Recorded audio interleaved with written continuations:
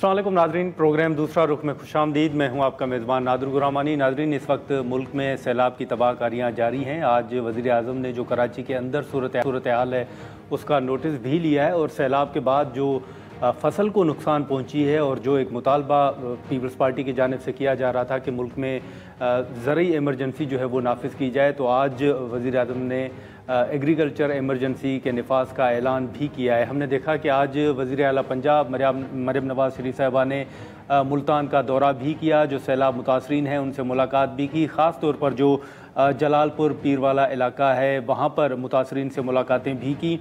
अब वहाँ से जो मुतासरीन हैं उन मुतासरीन में से कई मुतासरीन हैं जिनको महफूज मकामात पर मुंतकिल भी किया गया है और अभी भी रेस्क्यू ऑपरेशन जो है वो जारी है। हुकूमत जो है वो इस वक्त रेस्क्यू और रिलीफ ऑपरेशन के हवाले से अपने आदाद शुमार भी जारी कर रही है, लेकिन अभी भी कुछ सैलाब मुतासरीन ऐसे हैं जहां तक हुकूमत की जानिब से जो इमदाद है वो नहीं पहुंची या उनको अभी भी कई मुश्किलात दरपेश हैं। जंग के अंदर और ओवरऑल अगर पंजाब की हम बात करें तो कुछ सैलाब मुतासरीन ये शिकवा करते हुए भी नज़र आ रहे हैं कि उनको अभी तक इमदाद जो है वो नहीं मिल सकी।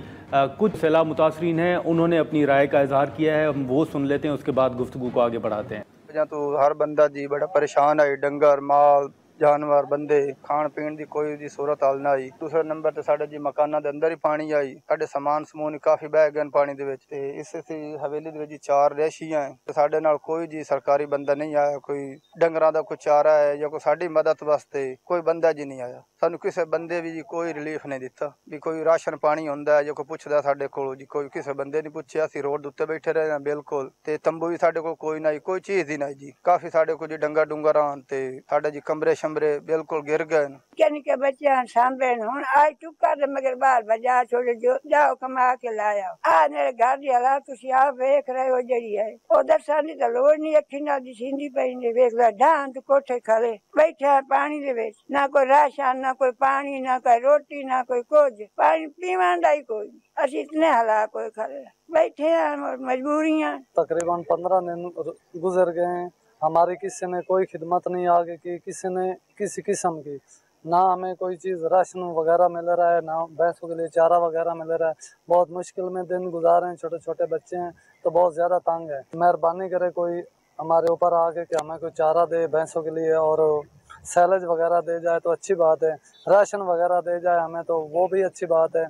तो 6-7 फैमिली एक काम में गुजारा कर रहे हैं। सिलाब बैठे हैं, सिलाब चुकाशा नहीं गई, सिलाब दी हुकूमत की तरफों। 3 मेरी बेटियां नो, 3 मेरी उजड़ी हुई है, उधर 2 बेटे मेरे कोल नो ते जी असी बैठे हैं बाहर निकल के। साडे 2 कमरे आए, इधरों पानी आया ते समझे ही नहीं ते 2 कमरे साडे विच डिठे पे, 4 दीवारी डिठी पई ते आज ना कमरे चगुर्दू पानी आए हालात साडी दे पोजीशन। ये मौजा सुल्तानपुर कॉलोनी हाफिज कॉलोनी कॉलोनी जिथे असीं बैठे ते हुण तक साडे नेड़े अल्लाह दी शायकाई नहीं आई। जी नाजरीन, गुफ्तगू आपने सुनी। अभी भी हुकूमत अपनी तरफ से ये कोशिश तो कर रही है कि तमाम सैलाब मुतासरीन को जो इमदाद है वो उन तक पहुंच सके और रिलीफ जो है उनको मुयसर हो सके, लेकिन अभी भी कुछ सैलाब मुतासरीन ऐसे हैं जो इमदाद के मुंतज़िर हैं। हम इसी इशू को, इसी गुफ्तगू को आगे बढ़ाते हैं और हमारे साथ इस वक्त मौजूद हैं पीपल्स पार्टी की नायब सदर सेनेटर शेरी रहमान साहिबा।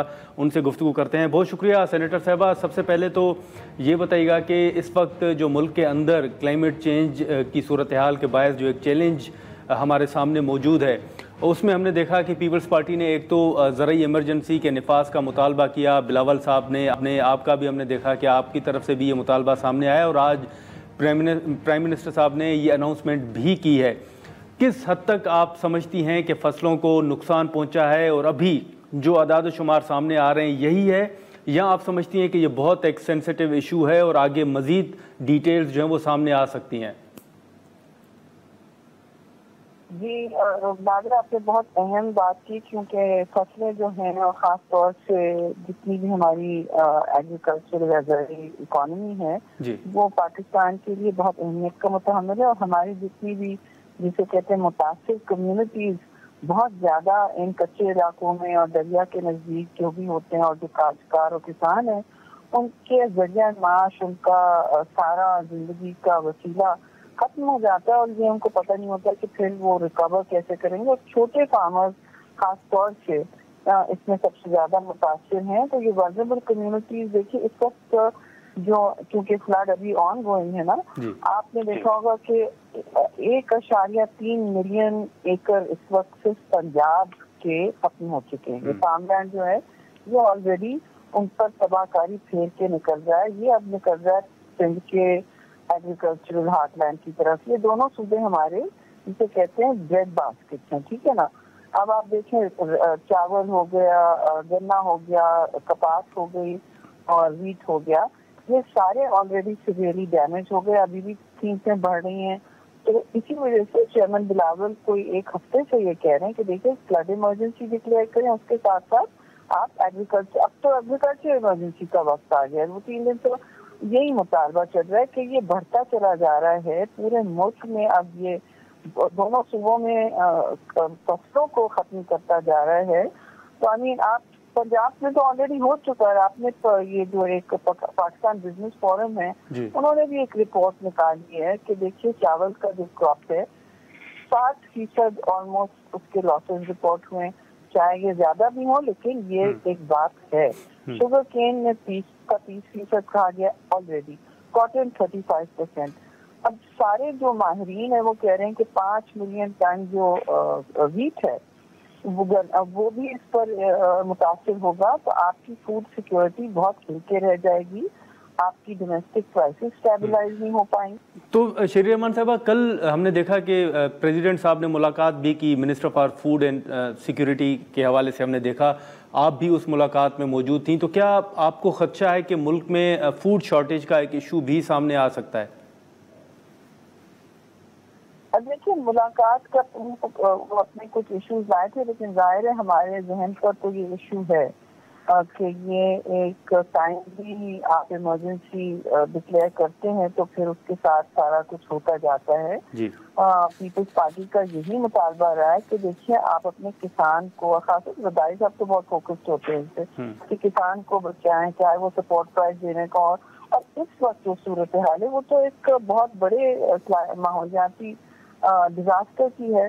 अब आप इवैक्यूएशन कर रहे हैं, अभी 2.5 मिलियन लोग तो इवैक्यूएट हो चुके हैं। आप देखें कि ये इम्पैक्ट इसका बढ़ता चला जा रहा है, सतलज के थ्रू आता है, चनाब के थ्रू आ रहा है और बारिशें भी हो रही है। मैं इस वक्त कराची पहुंची हूँ, मुश्किल हो रहा था कि बारिश खत्म ही नहीं हो रही है।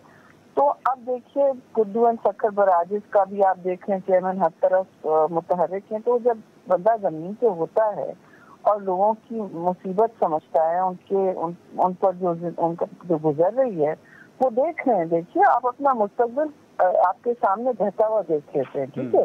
तो आपने हम बार बार कह रहे हैं कि इसको आप फौरन ये दोनों इमरजेंसी डिक्लेयर करें। और इसमें देखिए हमने क्या किया था लास्ट टाइम 2022 में, लोगों के घर तक BISP मैकेनिज्म के जरिए पहुंचाई थी इमीडिएट असिस्टेंस, राइट। ठीक है, लोग अब NDA में कह रहे हैं हम ये कर रहे हैं, हम सब कुछ हो रहा है, लेकिन स्केल ऑफ डिजास्टर बहुत बड़ा है।